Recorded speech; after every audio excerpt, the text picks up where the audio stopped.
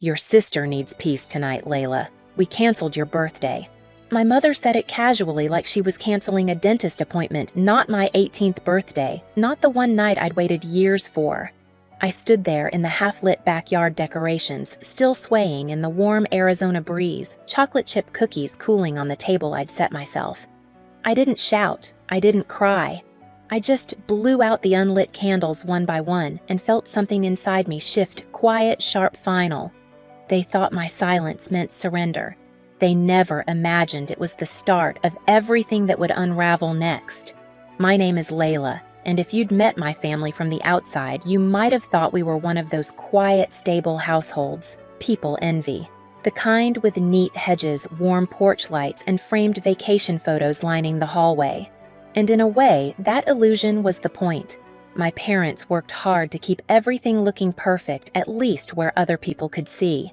Inside, though, I learned early that perfection had a price, and I was usually the one paying it. Growing up with Miranda meant learning to step aside before I even realized what stepping aside meant. She was 5 years older, louder, and according to my mother, more sensitive. Sensitive was always the word. Sensitive when she didn't like the color of her room. Sensitive when she refused to eat what everyone else was having. Sensitive when she slammed doors hard enough to rattle the walls. Whenever she spiraled, the whole house reshaped itself around her moods. And I, quiet, adaptable, stronger than she is, as Mom liked to say, was expected to understand. Just let her have it, Layla. You're good at sharing. Those words followed me through childhood like a shadow. I don't think my parents ever meant to teach me invisibility, but intentions don't erase impact. Miranda got the new clothes. I got her still perfectly good hand-me-downs. She picked the TV shows. I watched whatever was left. She got the bigger bedroom. I got the one Mom said had better morning light, as if sunlight compensated for always feeling second. Still, I tried not to resent any of it. I truly did. I told myself every family had its imbalances, and as long as I stayed patient, things might even out one day. And for a long time, that belief kept me steady. But turning 18 felt like a milestone, a moment that belonged to me. My parents had even suggested throwing a backyard celebration, something small but meaningful. I helped shop for decorations, arranged the lights-baked cookies using a recipe my grandmother once taught me. For the first time, it felt like the spotlight might shift, even briefly. Maybe that's why the emptiness stung so sharply, the untouched plates, the quiet phone, the sunset sinking behind our fence while I waited for people who would never arrive. Because the truth hit me long before Mom said the words out loud. In this family, even my 18th birthday couldn't belong to me. By the time the sky turned fully dark, the backyard felt like a stage after the actors had abandoned the play. The streamers fluttered in the warm air, the lights buzzed gently overhead, and every part of me tried to make sense of the silence. I kept checking my phone, refreshing my messages, convincing myself there had to be a traffic delay or a mix-up with the time. Anything but this. But nothing came. At 9 o'clock, the quiet became too loud to stand, so I finally walked inside. My parents were curled up on the couch, the TV casting a pale glow across their faces. They didn't look startled when they saw me, just mildly annoyed, like I'd interrupted something important. "Where is everyone?" I asked, my voice thinner than I meant it to be. Daniel didn't look up from the remote. "We canceled the party, Layla. You know how delicate Miranda is right now." I stared at them, waiting for a punchline that didn't come. "You canceled my 18th birthday. Because Miranda's upset she couldn't go on her trip." Elise sighed the way she always did when she thought I was being unreasonable.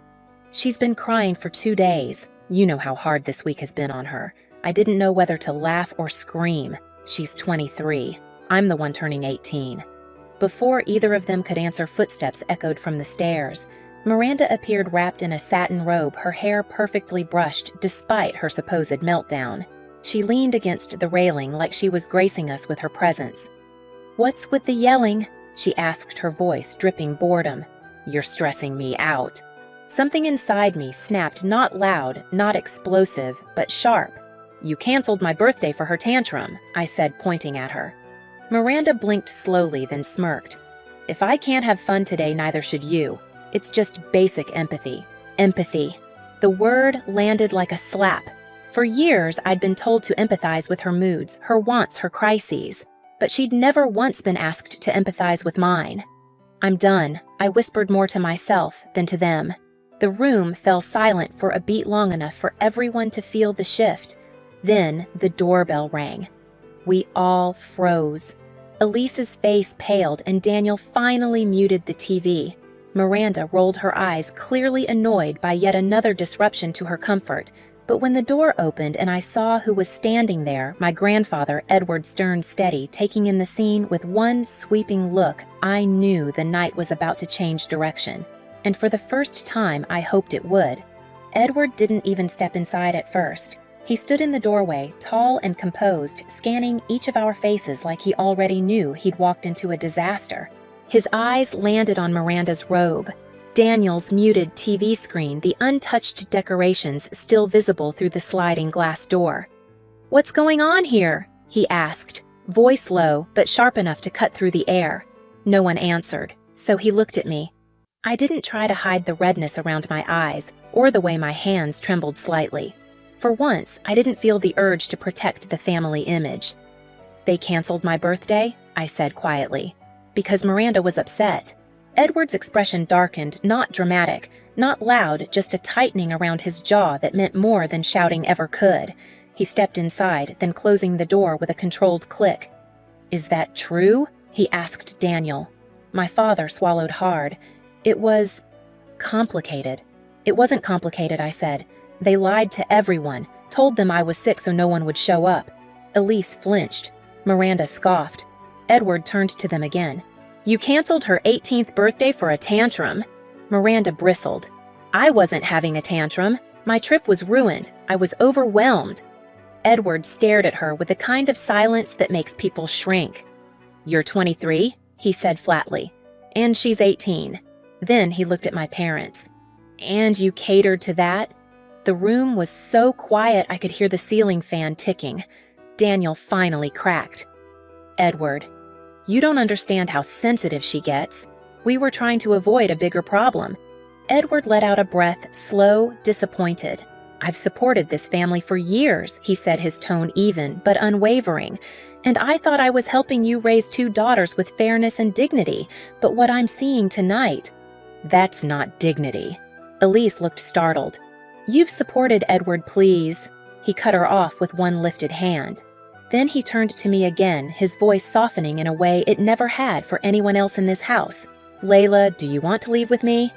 The question hit deeper than I expected. Not because I didn't know the answer, but because no one had ever given me a choice before. "Yes," I said, not loud, not shaking, just certain. I saw it then, the moment something cracked behind Elise's eyes. Not fear of losing me, fear of what my leaving meant for them. Edward nodded once. "Go pack, sweetheart."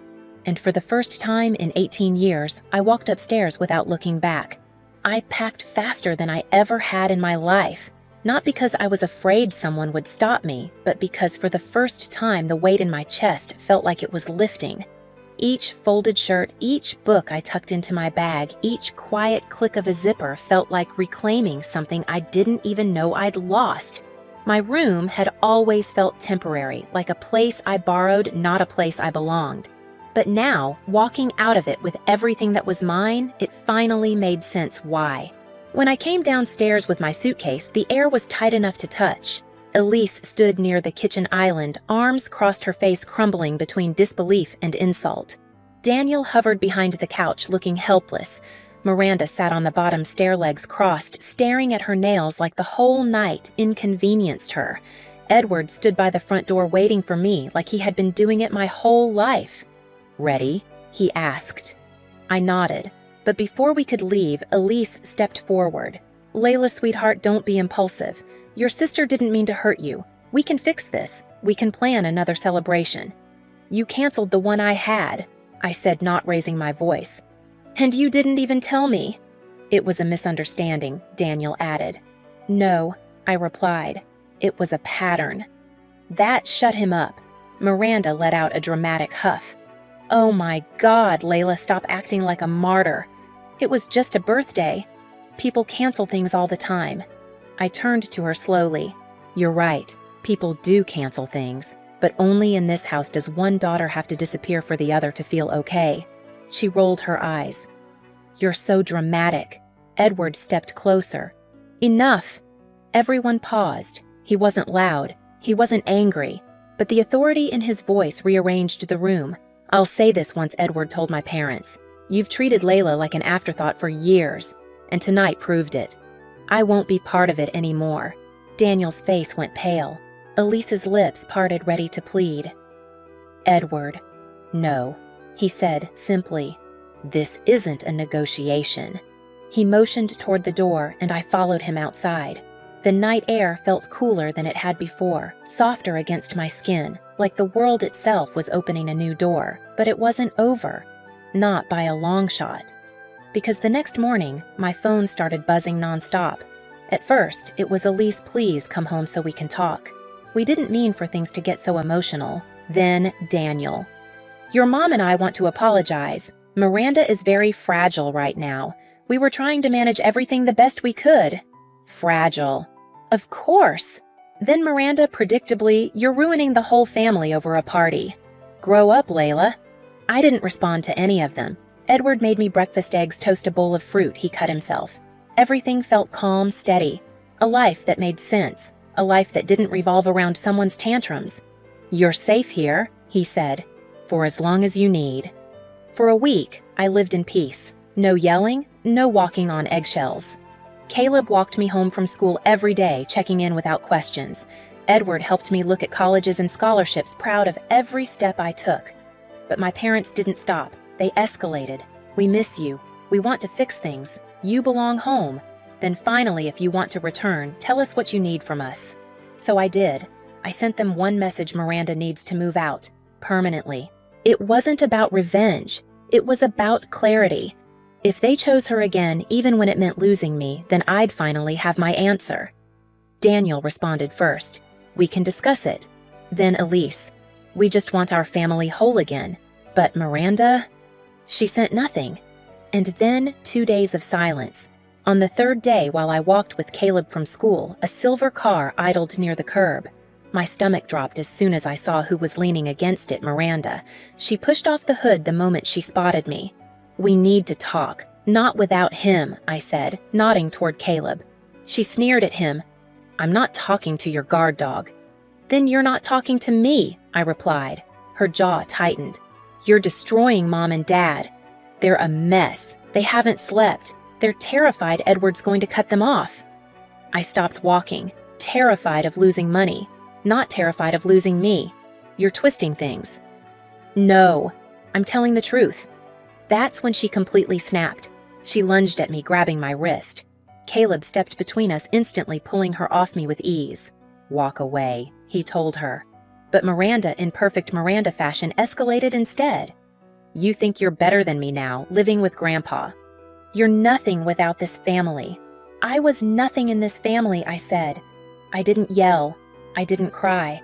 But I did lift my hand and give her one clear warning. "If you touch me again, I will call the police." Her eyes widened, not from fear, but from disbelief that someone finally told her no.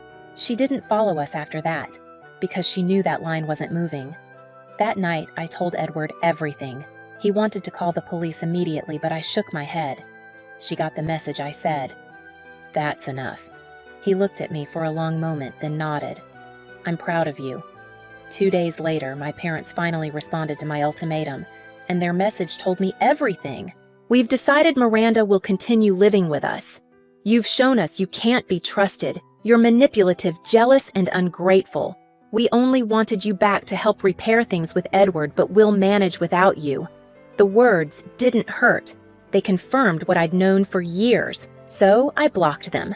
And for the first time in my life, the silence felt like freedom. Miranda tried to post something online about toxic siblings, but it backfired instantly. Everyone knew the truth by then. Every cousin, every aunt, every person who used to fill our house with holiday chatter, they all drifted away from my parents. The image of a perfect family didn't survive 2 weeks without me holding up my corner of it. The fall was slow, then sudden. Daniel's accounting office lost clients. Elise pulled away from her friends.